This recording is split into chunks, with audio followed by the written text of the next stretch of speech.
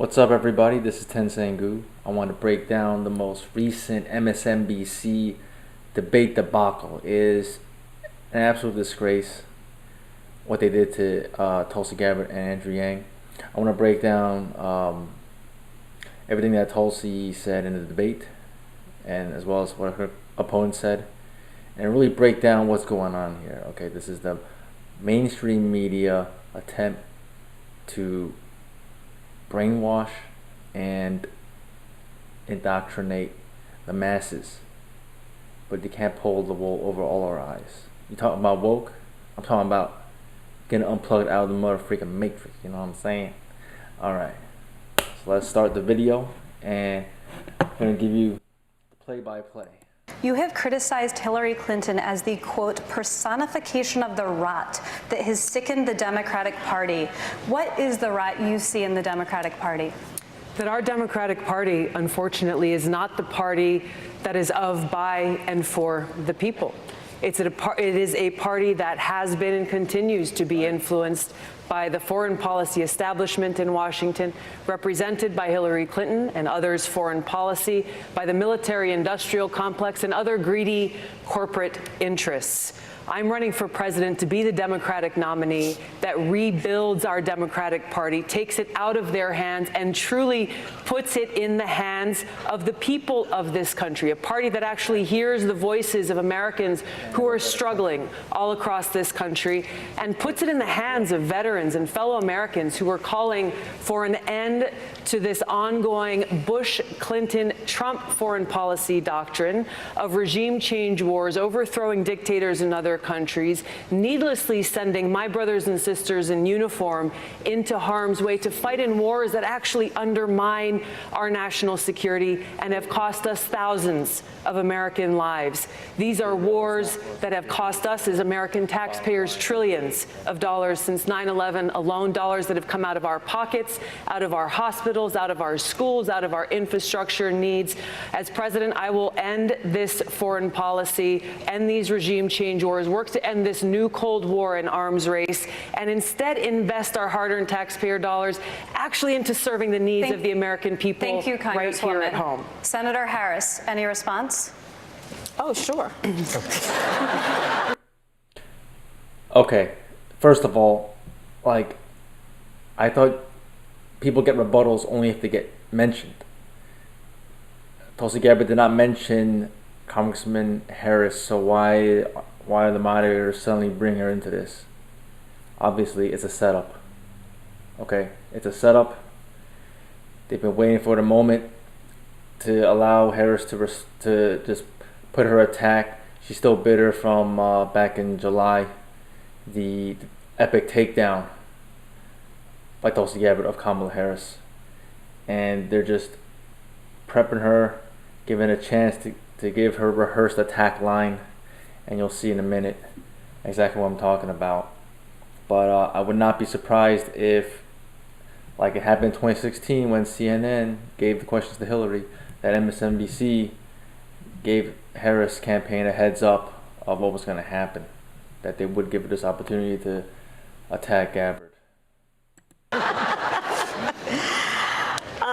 I think that it's unfortunate that we have someone on the stage who is attempting to be the Democratic nominee for President of the United States, who during the Obama administration spent 4 years full-time on Fox News criticizing President Obama. That's ridiculous.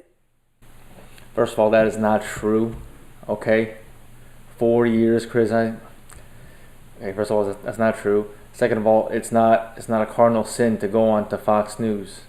Okay, Obama and Hillary both went on Fox News. And matter of fact, right after this debate, you went on Fox News as well. Okay? So the masses, the people, do not fall for these smear attacks. Spent full time. That's who has spent ridiculous. full time criticizing people on this stage as affiliated with the Democratic Party. When Donald Trump was elected, not even sworn in, buddied up to Steve Bannon to get a meeting with Donald Trump in the Trump Tower. Hold up. This was not buddying up. This was an opportunity because Tulsi Gabbard's foreign policy is very strong. Her inside experience is very, very strong. It was an opportunity for her to really pitch to Trump, to beseech, to not intervene in Syria. And it worked for a while, up until the point Trump decided to hire, to bring on board John Bolton, the chicken hawk, who's gone now, by the way. But that's why she was there, okay? It was to prevent further bloodshed, further intervention, unnecessary, costly war that does not yield positive results for anyone involved. Fails to call a war criminal by what he is as a war criminal, and then spends full time during the course of this campaign, again, criticizing the Democratic Party. You're gonna bring up that really tired trope, tired attack about Assad. I had enough of this. And then I think it's fair game attacking the Democratic Party. You gotta call a spade a spade. You can't just be blindly loyal to your party and be blind to all the faults, of which there are a lot of. And Republican Party too. I mean, both have a lot of problems. That's the flaw of the two-party system. It's still better than the one-party system, obviously, but it's still gamed in a way where you can have a lot of corruption in place. So there's nothing wrong with criticizing your own party. You're not throwing the baby out with the bathwater. You want to improve the party. She's not trying to leave and create a third party. She's trying to reform it from within. We need on the stage in November is someone who has the ability to win. And by that, we need someone on that stage who has the ability to go toe-to-toe with Donald Trump, and someone who has the ability to rebuild the Obama coalition and bring the party and the nation together. I believe I am that candidate. Thank you, Senator. Yes. Congresswoman Gabbard, I'll give you a chance to respond. What Senator Harris is doing is unfortunately continuing to traffic in lies and smears and innuendos because she cannot challenge the substance of the argument that I'm making, the leadership and the change that I'm seeking to bring in our foreign policy, which only makes me guess that she will, as president, continue the status quo, continue the Bush-Clinton-Trump foreign policy of regime change wars, which is deeply destructive. This is personal to me because I served in Iraq. I left my seat in the state legislature in Hawaii, volunteered to deploy to Iraq, where I served in a medical unit where every single day I saw the terribly high human cost of war. I take very seriously the responsibility that the president has to serve as commander-in-chief, to lead our armed forces, and to make sure always, no, I'm not going to put party interests first. I will put the interests of the American people above all else. Thank you, Congresswoman. I want to briefly give Senator Harris. That was a great rebuttal. I thought Tulsi could have really torn to Harris if she wanted to. She could have said, for example, you still have not addressed the gaping holes in your record when you were Attorney General of California, where you locked up thousands for marijuana. Meanwhile, you laugh about smoking marijuana when asked about it. She could have really went after her there, but she took the high road and just. At the end of the day, she knows this is all about trying to quash this anti-regime change war stance, because that totally goes against the establishment, the current way of doing things. Let's see what Harris has to say. Harris, a final second to respond. I believe that what our nation needs right now is a nominee who can speak to all people. I spent my entire career standing mostly in a courtroom speaking 5 words, Kamala Harris for the people. And it was about all the people, regardless of their race, regardless of their gender, regardless of where they live geographically, regardless of the party with which they're registered to vote or the language their grandmother speaks. We need someone on this debate stage in November who has the ability to unify the country and to win the election. And I believe, again, I am that candidate. So she just regurgitates pre-rehearsed lines, has no actual rebuttal for what Tulsi just said. It's nothing to do with what she just said. It's just some generic rehearsed thing Kamala Harris for the people. Give me a break. So, when left to think on the fly, off the cuff, she's terrible at it. And that just shows a lack of judgment. If you have to kind of prep everything and you can't think on your feet, you ain't ready. You ain't ready for the Oval Office. It's an issue that impacts all of us as Americans and people all over the world. This is not a Democrat issue or Republican issue. This is about the environmental threats that each and every one of us face. These are the kinds of conversations that we're having in our town hall meetings and house parties in different parts of the country, where we have Democrats, Republicans, libertarians, and independents coming together saying, hey, we are all concerned about making sure that we have clean water to drink for our families, that we have clean air to breathe, that we're able to raise our kids in a community that's safe. It is the hyper-partisanship in Washington, unfortunately, the interests of all Americans first and foremost. I mean, voting rights are essential for our democracy. Securing our elections is essential for our democracy. I've introduced legislation called the Securing America's Elections Act that mandates paper ballots to make sure that every single voter's voice is heard. But I want to get back to Pete Buttigieg and his comment about experience. Pete, you'll agree that the service that we both have provided to our country as veterans by itself does not qualify us to serve as commander-in-chief.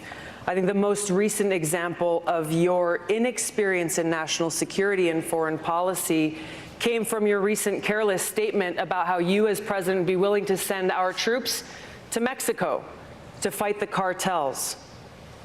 As commander-in-chief, leader of our armed forces, I bring extensive experience serving for 7 years in Congress, on the Foreign Affairs Committee, on the Armed Services Committee, on the Homeland Security Committee, meeting with leaders of countries around the world, working with military commanders of different commands, dealing with high-level national security briefings, understanding what's necessary, the preparation that I've gotten to walk in on day one to serve as Commander-in-Chief. Congresswoman, thank you. Mr. Mayor, I'll allow you to respond.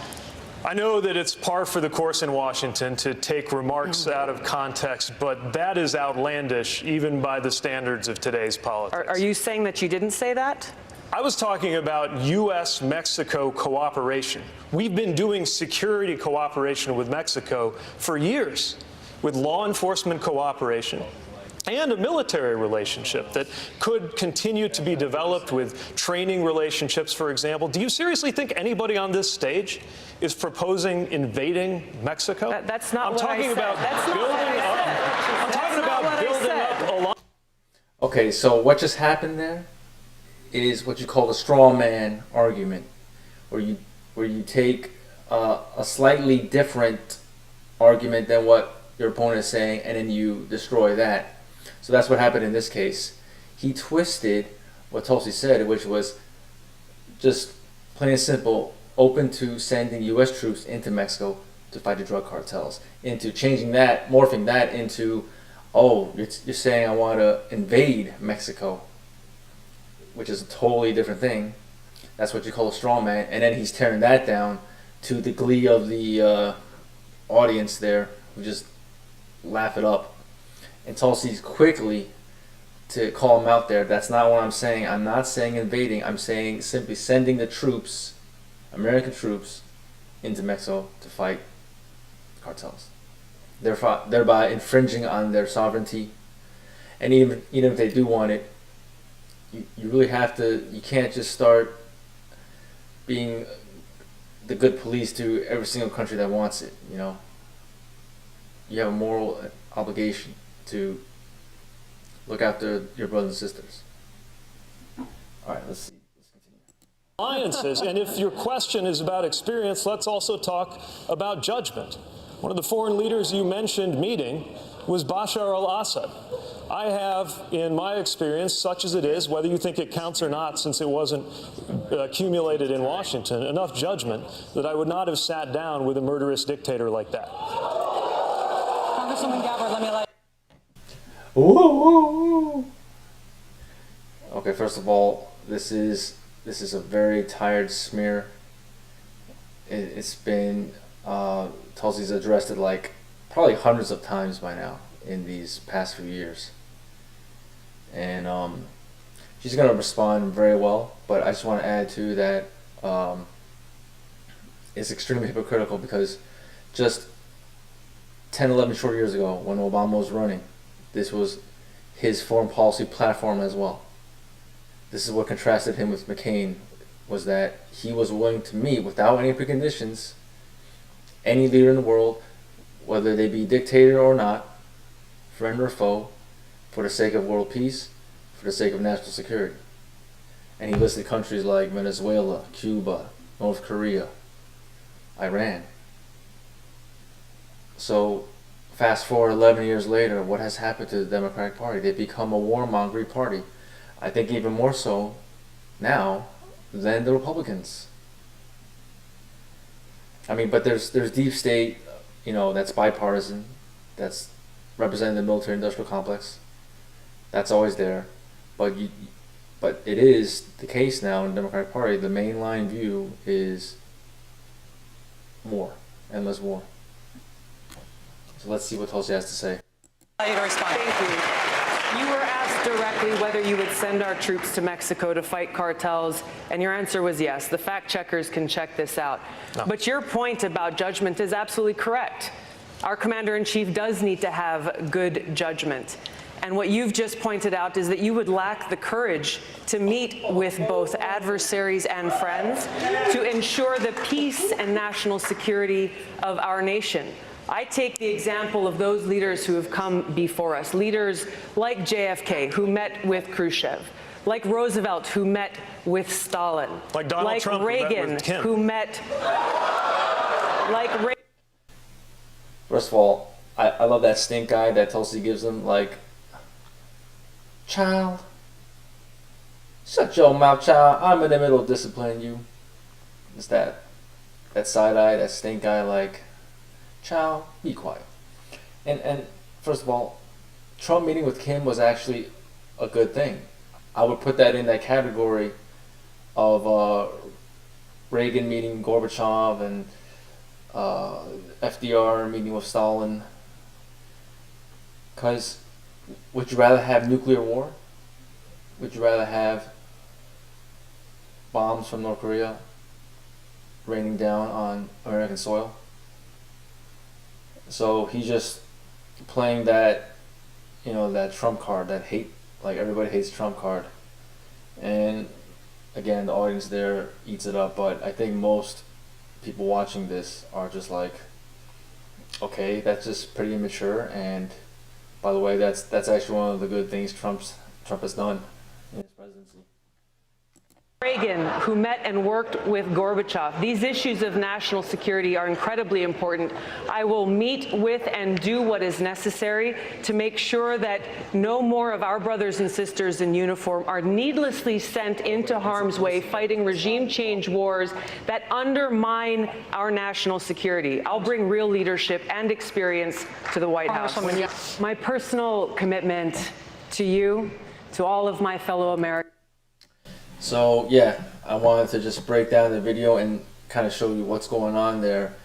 So MSNBC really going out of their way to smear Tulsi by giving her the least amount of time, giving her questions that will set her up for opponents spiking, but she handles it. She rolls with the punches. She's pretty fearless in that. Does not get intimidated or thrown off by anything. She really thinks on her feet, good composure. Whereas compared to Mayor Pete, you can see his politician facade crumbling, and that he just lost his composure and started giving these immature remarks at the end.